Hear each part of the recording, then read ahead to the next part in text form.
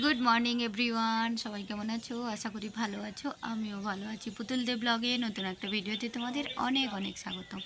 আজকে সানডে, জানি না সানডেটা আজকে কিভাবে কাটবে। সকাল থেকে টুকটাক কাজ করে এসে ছাদে বসছি। আবহাওয়াটাও সেই মেঘলা মেঘলা টাইপের। রোদ যদি না বেরোয় ভালো, এই গরমে রোদটাকেও যেন আরও বিরক্তিকর লাগে। তো চাইছি আমি রোদ না বেরোক, এইরকমই ওয়েদারটা সারাদিন থাকুক। হ্যাঁ, বৃষ্টি হোক মাঝে মাঝে। আজকে সানডেতে একটু ভাবছি বৃষ্টি হলে ছাদে এসে ভিজবো, কিন্তু আমার স্বপ্ন আমার স্বপ্নই থেকে যায়। আমি যেটা চাই সেটা হয় না, তার উল্টোটা হয়। এটা শুধু আমার সাথেই হয়, কেন ভগবান? কি করেছি আমি?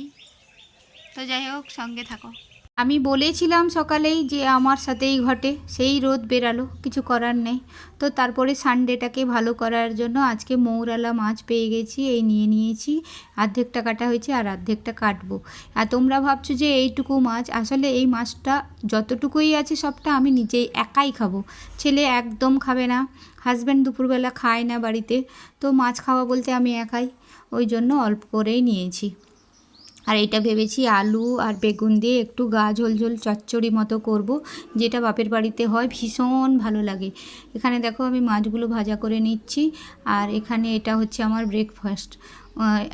একটু শশা কেটে নিয়েছি আর একটু খেজুর নিয়েছি। আজকে ব্রেকফাস্ট আর করব না, একবারে ভাত খেয়ে নেব বলে ভেবেছি। তো ভাতে এখানে ছিল, আজকে দুপুরের মেনু ছিল ভাত, সাদা ভাত, শাক ভাজা, আলু সেদ্ধ, ঢ্যাঁড়স ভাজা, তারপরে ছিল আলু পোস্ত, ডাল, আর আমার সেই স্পেশাল আইটেম চুনো মাছের চচ্চড়ি। তো হ্যাঁ, এখানে ছেলে যেহেতু খাবে না, ওকে একটু পোস্ত ভাজা করে দিয়েছি, এটা হচ্ছে ওর ভাত।